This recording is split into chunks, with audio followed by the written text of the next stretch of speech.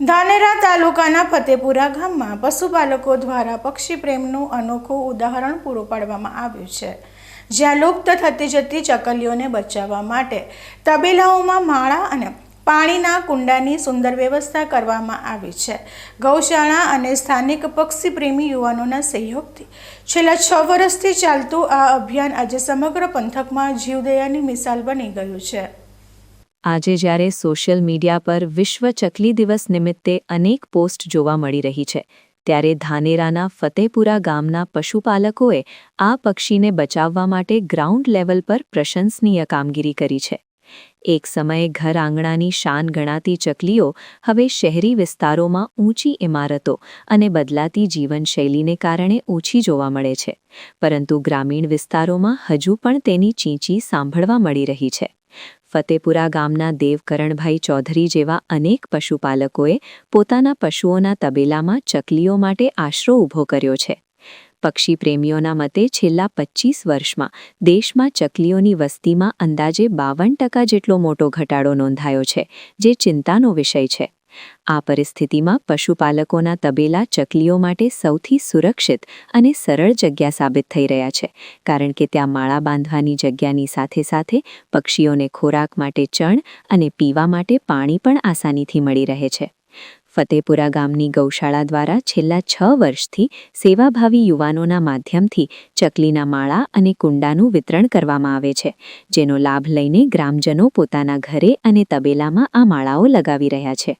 આ કામ માટે કોઈ લાખો રૂપિયાના ખર્ચની જરૂર નથી, માત્ર 10 થી 20 રૂપિયાના માળા અને થોડીક સંવેદના હોય તો પણ લુપ્ત થઈ રહેલી આ પ્રજાતિને બચાવી શકાય છે।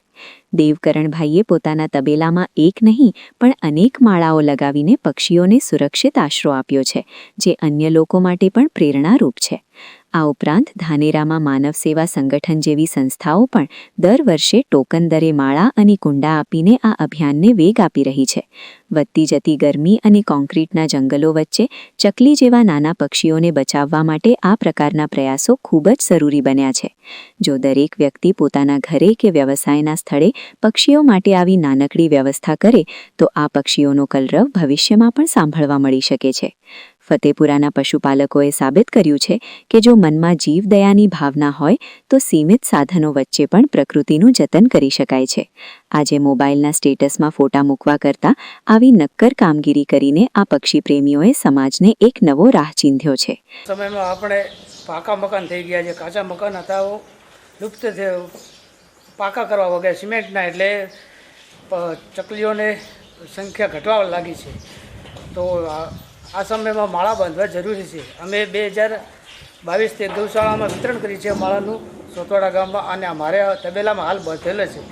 ત્યાં પક્ષી ચકલીઓ આવે છે, પાણી પણ મળી રહે છે અને માળા પણ સારી રીતે બને છે। ખેડૂતોનો ચકલી મિત્ર છે, એટલે 2022થી આ વિતરણ ચાલુ જ છે। હાલ ચકલીઓની હમણાં હાલ સંખ્યા ઘટી રહી છે, તો દરેકને ચકલી ઘર બાંધવા જોઈએ, અને કાચા મકાન ન હોવાના લીધે માળા પણ બાંધી શકતી નથી। વધતા વૃક્ષો પણ જૂના નથી, હવે ત્યાં પણ માળા ચકલી કરી નથી શકતી, એના માટે તબેલામાં માળા બાંધવા જરૂરી છે। આ સમયમાં કેટલા બાંધ્યા છે, કેટલા ચકલા? અમે 101 જેવા માળા બાંધેલા છે હાલ, અને હાલ ચકલીઓને માળા બનાવવાની પણ પ્રક્રિયા ચાલુ છે, એટલે હાલ 2 દિવસ 4 દિવસમાં વધે એટલે સારું રહે। ધાનેરાના ફતેપુરા ગામે પક્ષીઓને બચાવવા માટે શરૂ થયેલી આ પહેલ જીવદયાના મૂલ્યોને જીવંત કરી રહી છે અને પ્રકૃતિ સાથેના અતૂટ નાતાને વધુ મજબૂત બનાવી રહી છે।